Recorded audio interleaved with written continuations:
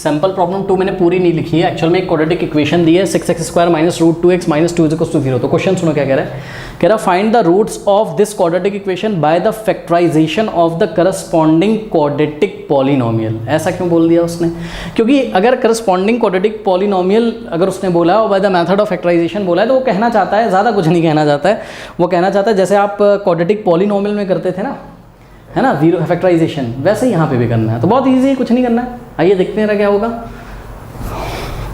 हमने क्या किया, हमने 6x² माइनस √2x माइनस 2 = इसके फैक्टर कर लेंगे पहले, और फैक्टर्स को उठा के 0 के इक्वल रख देंगे तो x की 2 वैल्यूज़ हमारे पास आ जाएंगी। हाँ भाई, कैसे करें फैक्टर, -2 को उठा के किससे मल्टीप्लाई करेंगे, x² के कोफिशिएंट से। जो बच्चे क्वाड्रेटिक पॉलिनोमियल पढ़ के आए होंगे वही फील कर सकते हैं। अच्छा, -2 × 6 -12, तो -12x²। अब ये मिडिल टर्म है आपके पास कितना, -√2x को ऐसे दो पार्ट्स में ब्रेक करिए कि एडिशन पर कितना आ जाए -√2x और मल्टीप्लिकेशन पर कितना आ जाए -12x²। बहुत इजी, क्या हो जाएगा, 3 4 12 होता है ना, तो हो जाएगा -3√2 और प्लस 2√2। सही है मैंने, क्योंकि इन दोनों को अगर मल्टीप्लाई करेंगे, जरा चेक करते हैं एक बार, x भी लगा दो दोनों के साथ, मल्टीप्लाई जरा करके चेक करते हैं, -3√2x और इंटू 2√2x। तो आंसर क्या आएगा, ध्यान से चेक करो, मल्टीप्लाई करो, क्या हो जाएगा, ध्यान से करो, 3 2 तो 6 हो जाएगा, माइनस तो रहेगा ही, और √2 × √2 क्या हो जाएगा 2, और साथ में x², -12x² आ गया। अब इन दोनों को अगर हम सॉल्व करें तो आंसर क्या आ जाएगा, -√2। कैसे, √2x यहाँ पे इसको मत देखो, बस चेक करो, -3 + 2 क्या होता है, -1 ही तो होता है, यानी कि -1√2x आ जाएगा, -1√2x। -1 तो आगे लिखा नहीं जाता है, केवल माइनस लिखा जाता है, यानी कि -√2x आ जाएगा।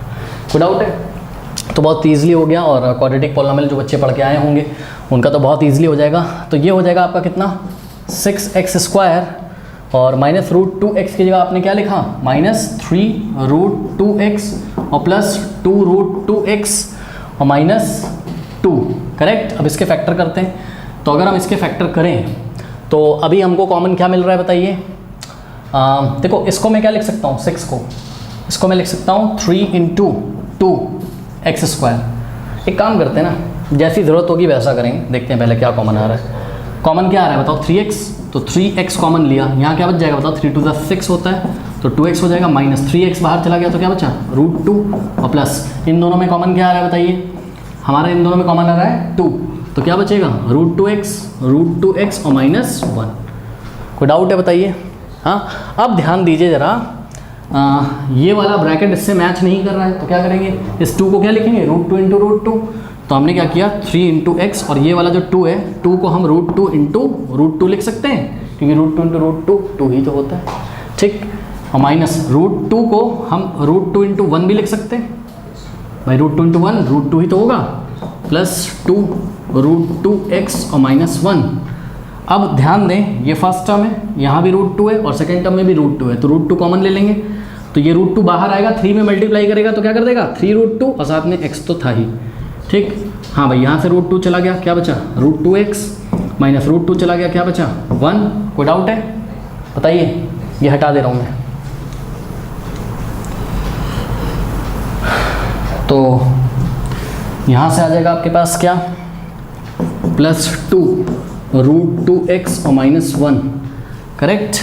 अब ये फर्स्ट टर्म है और ये क्या है, सेकेंड टर्म। अगर हम यहाँ कर्ली ब्रेसेस लगा लें, क्या कॉमन आ रहा है, √2x -1। देखिए, फर्स्ट टर्म में भी और सेकेंड टर्म में भी कॉमन आ गया, क्या बचा बताइए, यहाँ बचा 3√2x और प्लस का 2। कोई डाउट है। अब हम रूट्स निकालने के लिए एक बार इसको 0 रखेंगे और एक बार इसको, ठीक है। तो फॉर रूट्स फैक्टराइजेशन तो कर लिया, इसको 0 के इक्वल रखो, यानी कि √2x -1 = 0। -1 उधर जाएगा तो क्या हो जाएगा बोलो, +1, 0 + 1 1। अब डिवाइडिंग बाय √2 बोथ साइड, अरे √2 को उधर भेज दो ना सीधे, तो 1/√2 आ जाएगा, या फिर √2 से बोथ साइड डिवाइड लगा दो, √2 से √2 कैंसिल, x की वैल्यू कितनी आ गई, 1/√2। तो ये आया आपका फर्स्ट रूट। और सेकेंड रूट निकालने के लिए हम इसको 0 के इक्वल रखेंगे। अब नॉर्मल ब्रैकेट लगा सकते हो अब आप यहाँ, ठीक है। तो फॉर सेकेंड रूट 3√2x + 2 = 0। 2 को राइट में भेजिए, तो 3√2x = what, -2। अब देखिए x के सामने से 3√2 हटाना है मल्टीप्लाई में, तो बोथ साइड 3√2 से डिवाइड लगा दो या सीधे 3√2 को उधर भेज दो।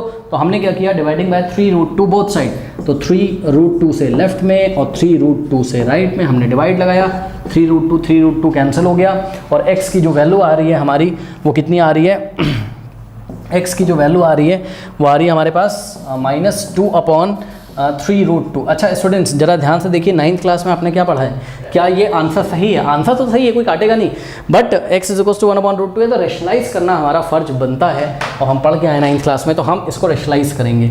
ठीक है, तो x = 1/√2 को कैसे रेशनलाइज करें, √2 से ऊपर √2 से नीचे, तो न्यूमरेटर में भी √2 से मल्टीप्लाई, डिनोमिनेटर में भी √2 से मल्टीप्लाई, √2 × 1, √2 × 2 क्या होता है, √2 × 2 होता है। यानी कि अब मैं यहाँ फाइनल आंसर कर रहा हूँ स्टूडेंट्स, ध्यान से चेक करिएगा, ये रहा फाइनल आंसर आपका। रूट्स आर पहला रूट क्या है बताइए, √2/2 एंड सेकंड देखते हैं क्या आता है, इसको क्या करेंगे, रेशनलाइज करेंगे। कैसे करेंगे रेशनलाइज बताइए, किससे मल्टीप्लाई करें, √2 से ऊपर √2 से नीचे, तो ये हमने किया √2 से न्यूमरेटर में और √2 से डिनोमिनेटर में। ध्यान दें ऊपर हो जाएगा -2 × √2 -2√2 और नीचे ध्यान दें 3 × √2 × √2 √2 × √2 क्या हो जाएगा 2, तो 3 × 6, 3 × 2 6 भी लिख सकते हो आप, या तो आप 3 × 2 भी लिख सकते हो, तो ये 2 से 2 कैंसिल हो गया, क्या आ गया -√2/3, यानी कि the roots are √2/2 and second root क्या है -√2/3। तो याद रखें डिनोमिनेटर में अगर आपको √2 √3 ऐसा कुछ मिल रहा है तो आपको रेशनलाइज भी करना है। तो these are the required roots. तो